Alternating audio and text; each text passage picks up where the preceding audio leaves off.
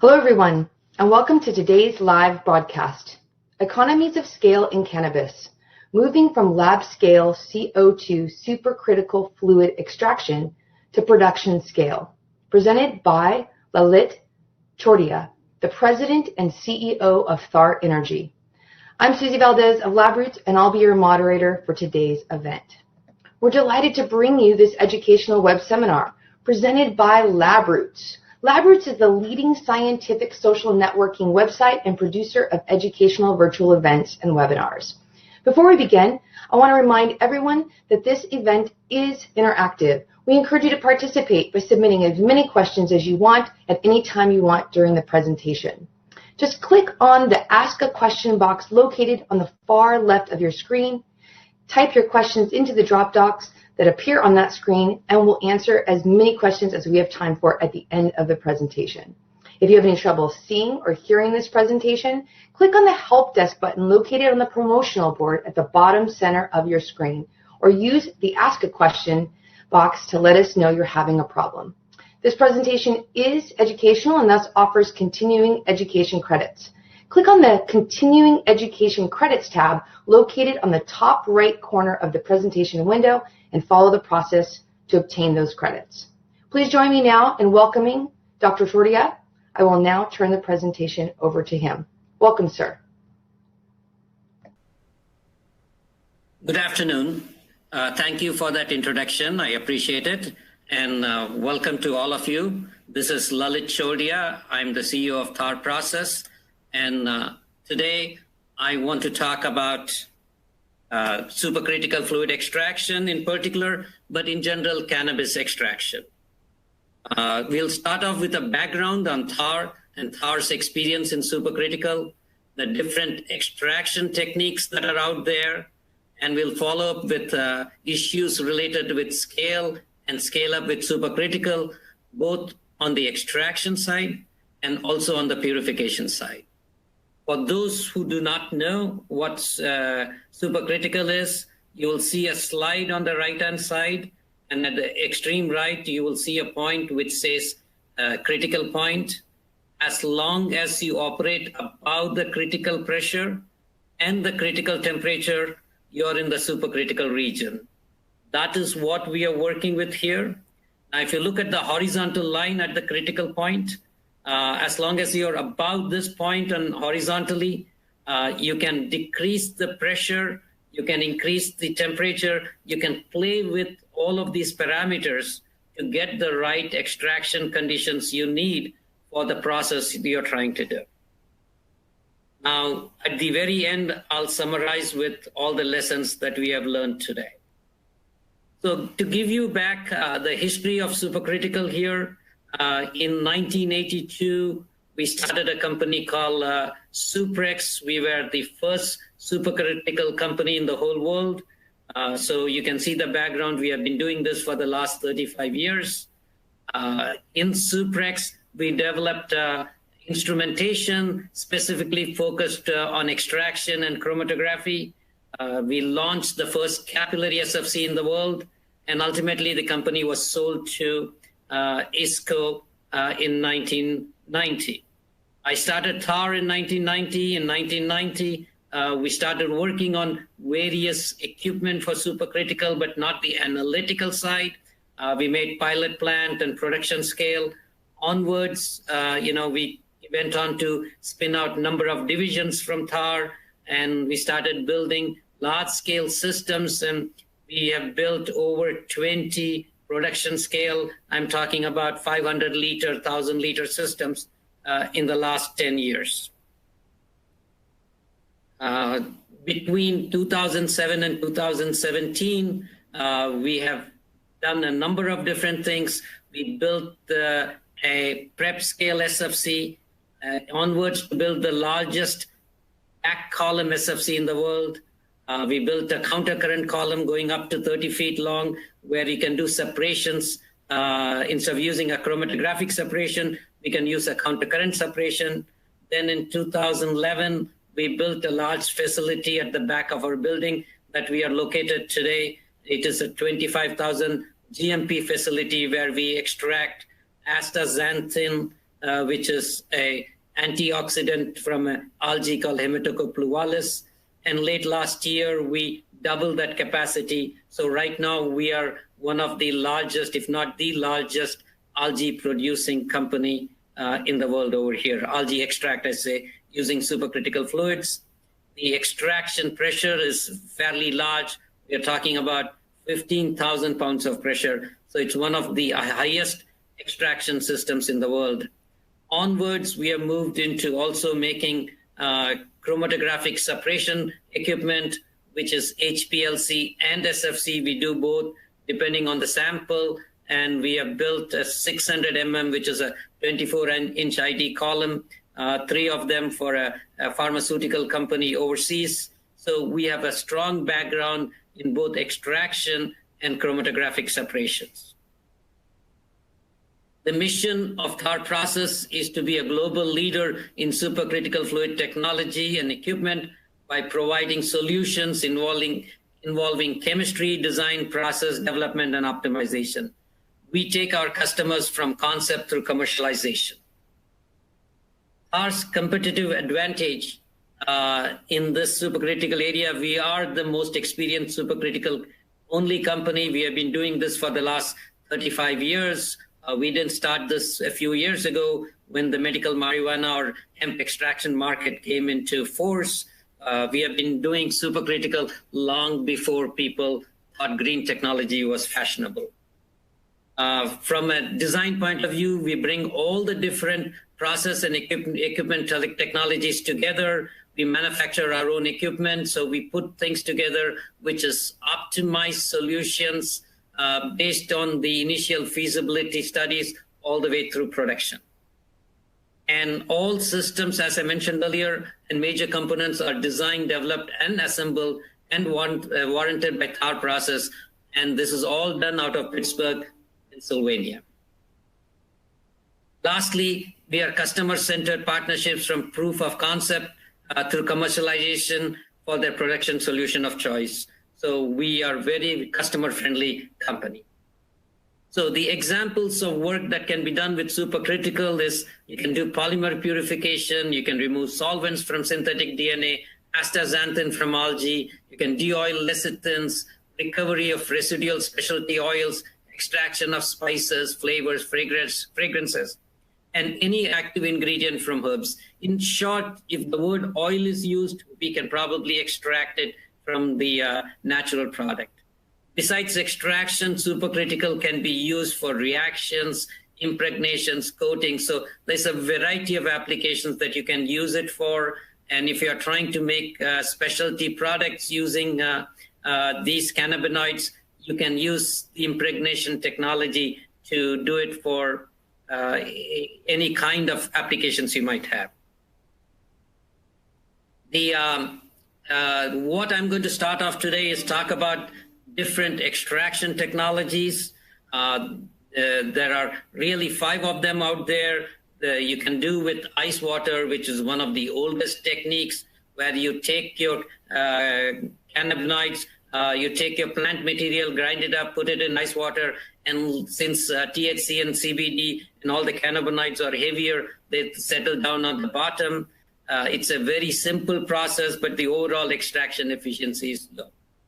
You can use hydrocarbon solvents like propane, butane, and hexane. These are all non-polar solvents, very similar to supercritical CO2, but the disadvantage of these, they are highly explosive, so you have to have explosion-proof requirements, and there are a lot of regulatory issues on how much you can have these solvents at your building, and constraints associated with that, and there is always a worry of explosion, so you have to be a little careful about this. The other technique, which is the RSO, which is similar to the hydrocarbons, but instead of using propane, butane, and hexane, you're using naphtha or isopropyl alcohol. The process is still very similar. The other extraction solvent, which is becoming popular these days, is ethanol. Ethanol is significantly more polar than CO2, so the kind of compounds, the selectivity is very different. The ethanol is a very good solvent because it is physiologically compatible, But again, from a regulatory point of view, there are restrictions on how much you can use. So if you're trying to scale this, it becomes a regulatory nightmare to handle ethanol on a scale. The last, of course, that we are talking about today is supercritical CO2. And we believe supercritical CO2 is a great solvent. And the question is why? And if you look at the list here, first we start with it's a zero global warming potential. It's a zero ozone depletion potential. It's physiologically compatible. It's inexpensive and available everywhere. We are talking about $150 a ton, which is really inexpensive. And the most important is it does not need any explosion-proof requirements. So you can almost put it up anywhere. The other advantage of supercritical is by varying the temperature and pressure, you can extract different things. And by running a low temperature extraction, you can get high selectivity. But the negative of low temperature extraction is that you have a high solvent to feed ratio. So you have to run the CO2 that you are using for, about a factor of 10 to get the same overall extraction efficiency. On the other hand, you can increase the temperature, so you can do high temperature and high pressure, and you get a very high efficiency of extraction, but the selectivity is low, so you end up extracting things like waxes, which you have to remove further. But overall, the solvent to feed ratio is low, which means you get high productivity. So there is advantages and disadvantages of any of these things that you do. You have to look at the pros and cons and decide what is the right thing for you. Now, in a typical process, you can see the schematic on the left-hand side of the screen. You have a pump where you can pressurize the CO2, and it goes, you preheat it, then it goes into the extraction vessel, you extract it, you depressurize it, and you collect it in a separator, and the CO2 comes out and you recycle it. So the major components here are pumps, vessels, and separators. These are the three major components that govern the scale-up issues. And you can get these vessels all the way down from 1 liter, 5 liter to as much as 500 liters or larger, depending on who you go to. Now, when you come to sizing, the important question you have here is, how do you determine what size you need when you do scale up? The first and foremost question that comes here is, what is the solvent to feed ratio? You do that trials on a lab scale 5 liter system and then determine what's the solvent to feed ratio. The reason this is important is, as I mentioned earlier, temperature and pressure play a major role in the extraction. So if you're doing low temperatures, you may need a solvent to feed ratio of even 120. And if you do high pressure and high temperature, the solvent to feed ratio is 10. So solvent to feed ratio controls your sizing. So that's the first thing you need to know. Once you know solvent to feed ratio, you define what is the capacity you're going for. Is it 10 kilos a day, 100 kilos a day, a ton a day? What is the capacity? And based on the capacity and the solvent to feed ratio, you'll get to a number which is the total amount of CO2 that you need on a daily basis. And the next question becomes, once you have this number, whether you're doing this in an 8-hour time frame or a 24-hour time frame, you can calculate the pump flow rate. So we start with the basic thing here. The pump flow rate defines your capacity. It is not the vessel size, which is what everybody thinks. It is actually the pump flow rate. If you have a small pump and you put a vessel, and if you even double the size of the vessel, it doesn't mean that your capacity has gone up, because the capacity is controlled by what is the flow rate of the pump. So that is the most critical thing from a scale-up point of view, is defining the pump flow rate, which is a function of the solvent to feed ratio and the capacity that you need. Once you define the pump flow rate, then what you do is you design the vessel diameter. And the vessel diameter is defined by the linear velocity of this flow rate inside the vessel. If you have a very large vessel diameter, then you have a very low linear velocity. And if you have a very small vessel diameter, you have a very high linear velocity. If you have a high linear velocity, the herbs or the plant material will go to the other end of the vessel and get stuck, potentially plugging it. So you want to make sure you have an optimum, and there are numbers that we use over here, typically in the range of 20 feet per second. So we use those to calculate what the vessel diameter should be. Once we do the vessel diameter, we define the vessel size by determining the vessel length. And that gives us the total diameter, the total volume of the vessel that we need. Lastly, what I want to mention here is the subcritical CO2 extraction, which has high solvent to feed ratios, will force you to use a vessel which has a very large diameter, which obviously increases the cost because of the pressure. While the supercritical extraction, which is high pressure, high temperature, has much lower solvent to feed ratios. That's how you come up with sizing for a large scale or on a scale up issue.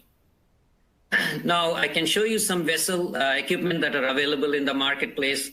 The one on the left that you see, typically Waters provides 5-liter systems to 10-liter systems.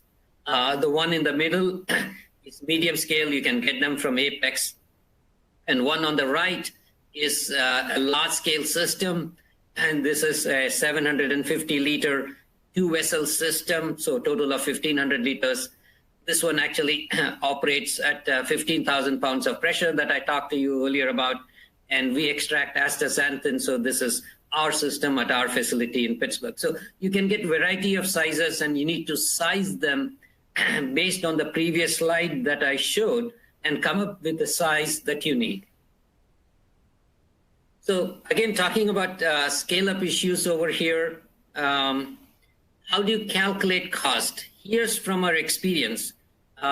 We say capital cost is Y power X. In other words, if you were to double the size, so Y is a factor of 2, and we power it to 0.68, then the capital cost will go up by 1.6. So it's not linear. It's not logarithmic. The power is typically to the power of 0.68. So every time you double the size, you can assume the capital cost goes up by a factor of 1.6. Typically, the utility cost is a function of flow rate, which largely remains the same on a per pound basis when you process it. So you don't get much reduction by going a scale up, maybe about 3% for every doubling of the flow rate. So you don't get a substantial reduction on utility costing. And finally, you come to labor. The unfortunate part of labor is labor remains the same, whether you use a 5-liter system or a 100-liter system or a 1,000-liter system. So labor becomes the largest portion of your cost. And as you scale up, labor becomes a smaller portion of the overall cost. So it's very critical for you, if you want to drive the overall cost down, to scale up and scale up to as large a scale as possible.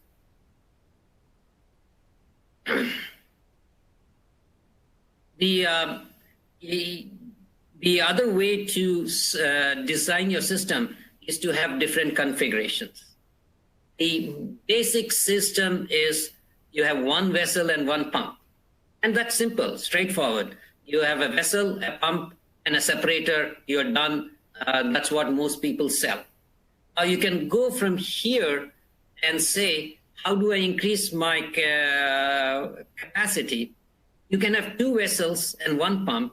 And while the first one is running, you can load the second vessel, get it ready, and get it moving.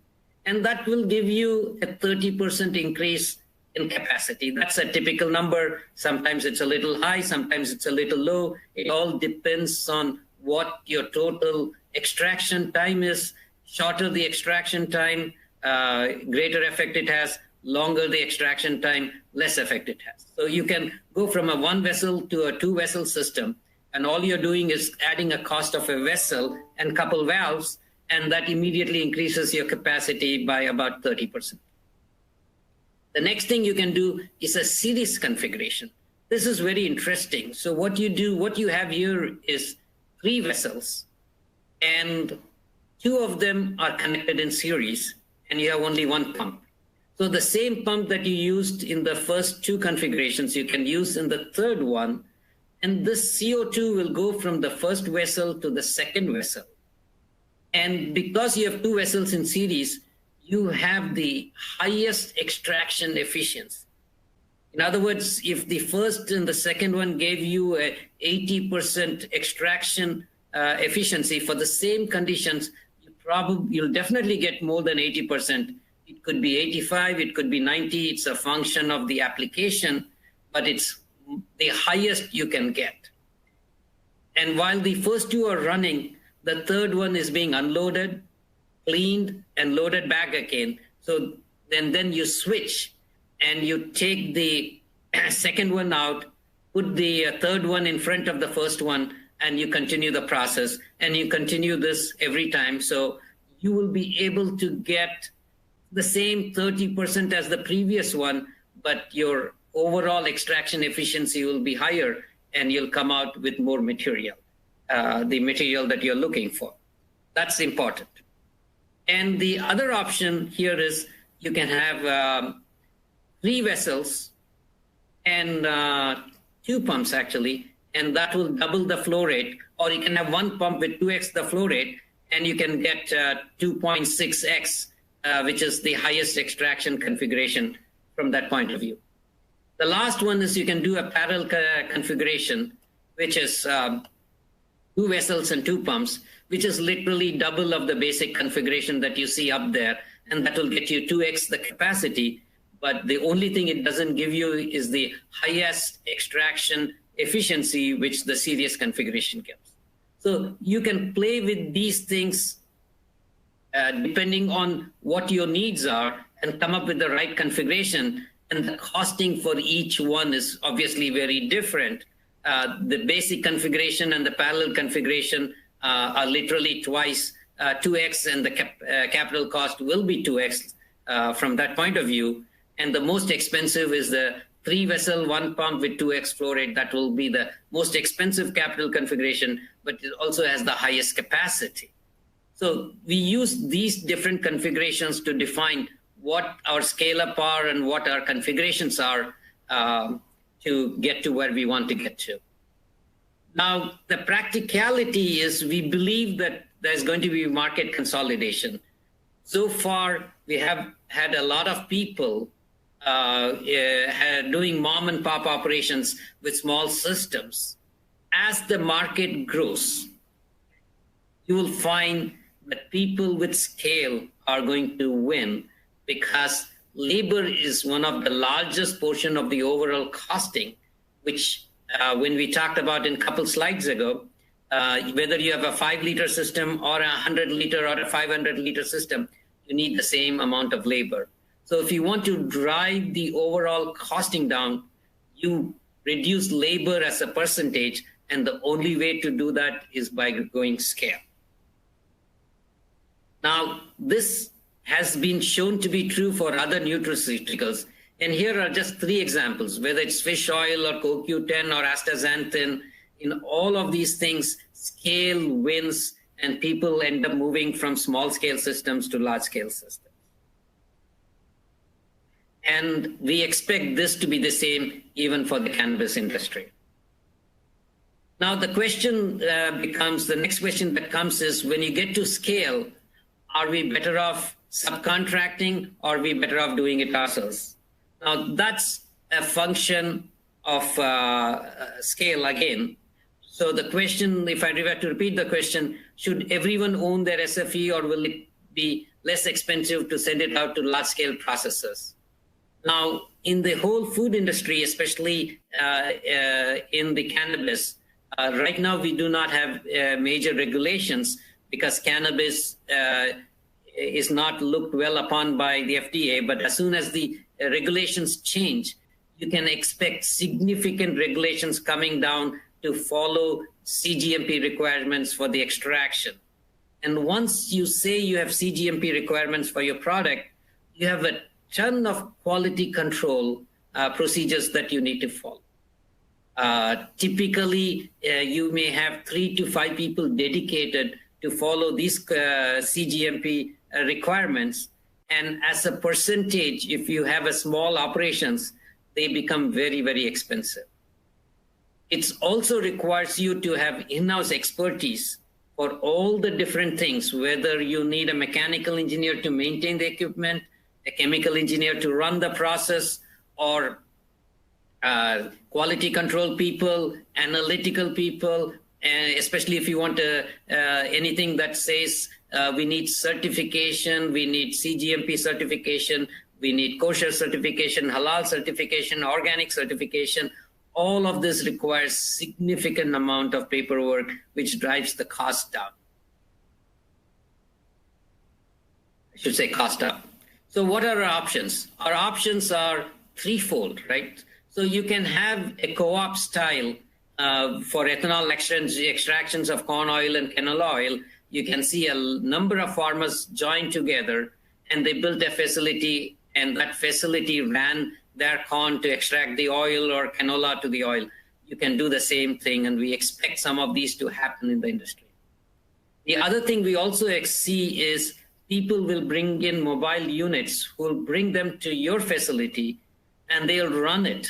And they will run it because they have all the expertise which comes along with the mobile units. So they'll run it, produce the oil that you want, whether it's winterized oil or refined oil, or even the unrefined oil. Any of those things, they can provide that for you. So you will have places where people will drive in a truck, 1 or 2 trailer trucks, and provide these mobile units to process at your site.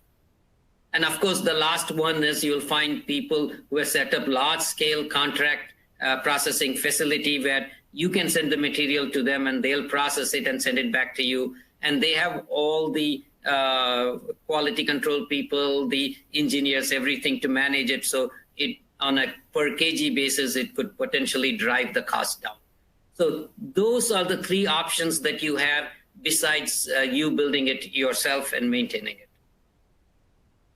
Now, when you go from extraction to purification, the knowledge is even more critical than extraction. Chromatographic separations require a greater technical knowledge, but the scale-up issues are similar to extraction. The regulatory issues are similar, and so we have literally the same scale-up issues that we talked about for the extraction side. What you see on the slide here is a prep scale system with 3 separators for a supercritical fluid chromatographic system. And what you see on the right is the largest DAC column for supercritical fluids built by Thar, and it's in Malaysia. They use it to separate the oils from palm oil. So if you're looking to do multiple kilograms per day, then the first question that comes is you need a large diameter column, and these columns are available all the way from 8 inches to 24 inches. And the pressure ratings on these columns have to be in the range of 175 to 300 bar. And the flow rates of CO2 and the co-solvent, typically in this case is ethanol, range as little as 5 kilos a minute to as much as 15 kilos a minute. So those are the typical specifications for a multiple kilograms per day of chromatographic product. And then the scale-up parameters are very straightforward. If you double the diameter of column, the total amount that you can process is typically 4 times. And the productivity is directly proportional to flow rate. Selectivity, which is very critical for chromatographic, is a function of particle size. Smaller the particles, you get a greater selectivity, but the cost of the particles, the chromatographic particles go up. So you need to do an optimization. typically we suggest something in the 10 to 15 micron range are probably the ideal particle size from a cost performance basis. Now, speed, capacity, and selectivity are very closely interrelated in chromatographic systems.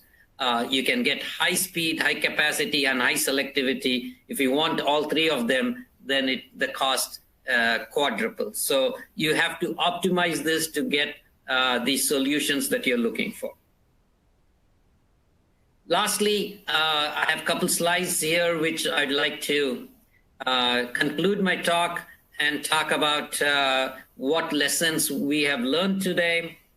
The first one is sizing is a function of solvent to feed ratio, the capacity of the pump, the capacity of the system that you're looking for, the pump flow rate, the vessel linear velocity, and all of that. So those are all interrelated, and you start with the solvent to feed ratio and capacity to get the rest of the parameters.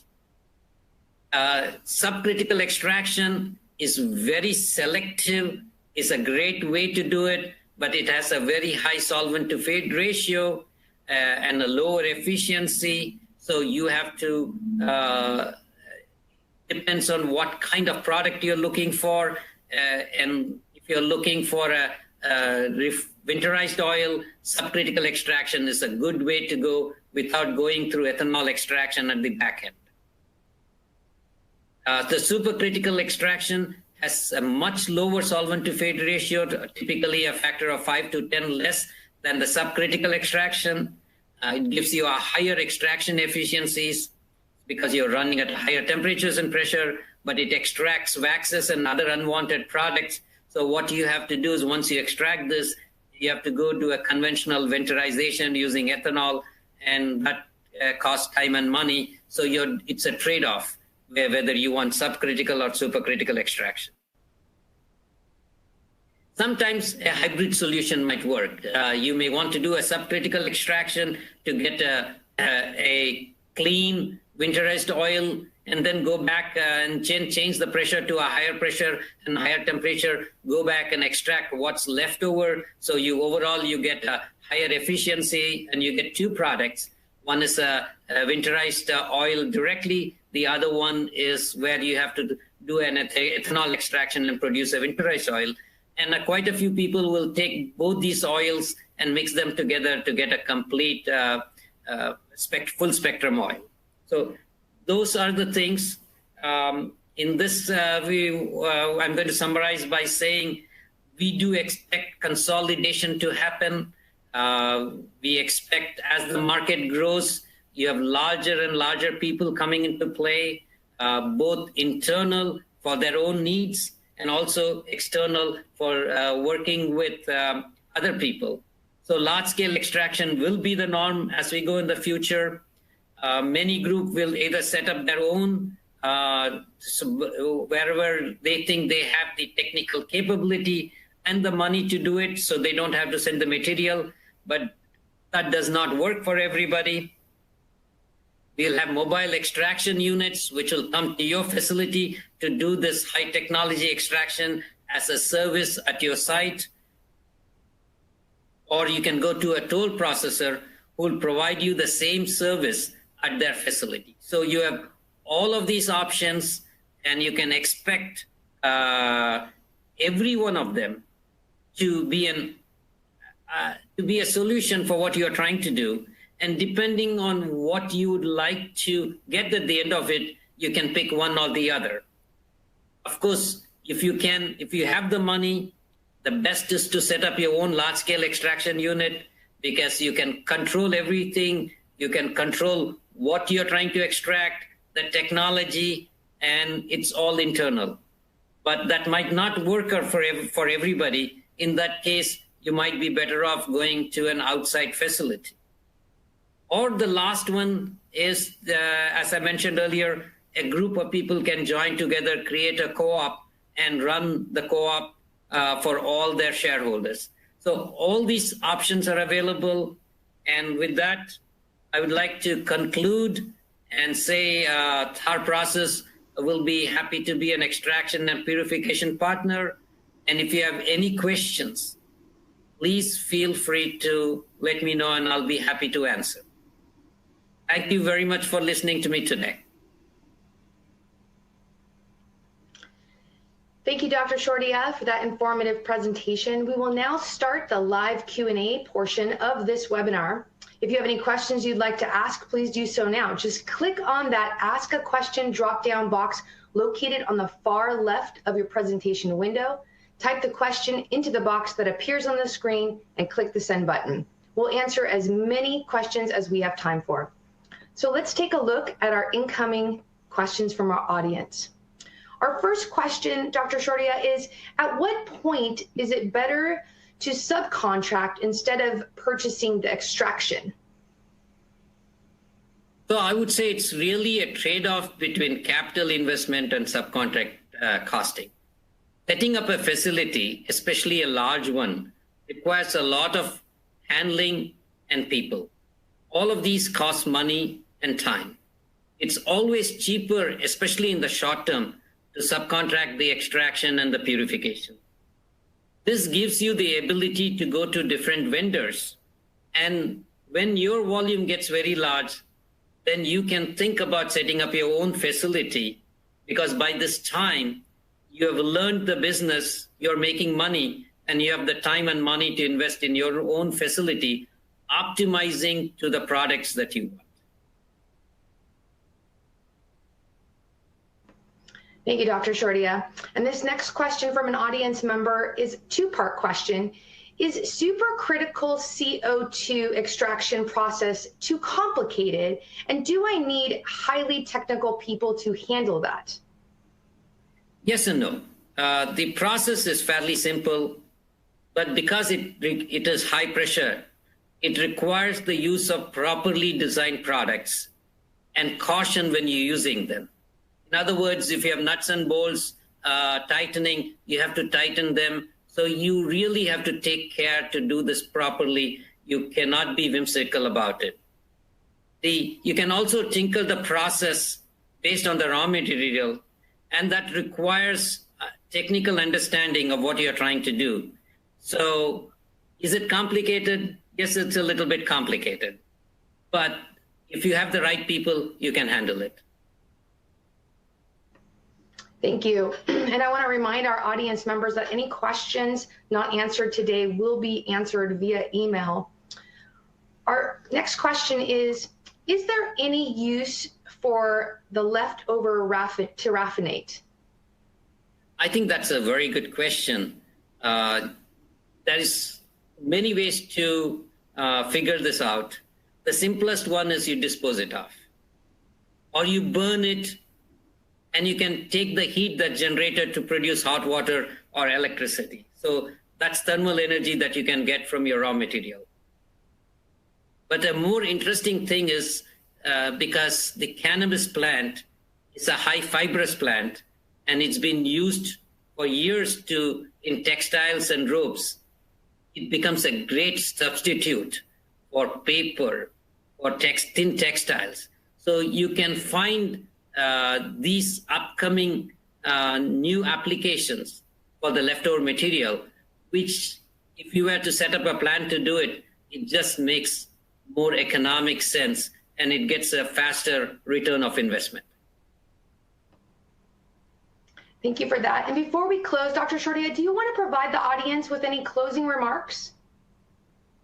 I just want to say that supercritical CO2 is a great tool.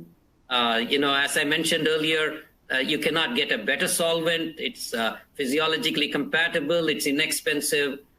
If you know how to handle it, you should use it. You can use it efficiently. You can be very selective.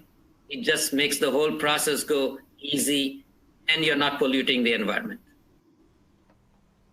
Thank you again, Dr. Chordia, for your presentation and your important research. I'd also like to thank LabRoots for making today's educational webcast possible.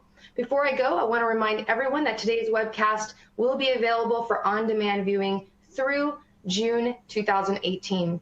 You'll get an email from LabRoots letting you know that this webcast will be available for replay. Please share that announcement with your colleagues who may have missed today's live event. That's all for now, and thanks for joining us. We hope to see you again soon. Bye-bye. Thank you all.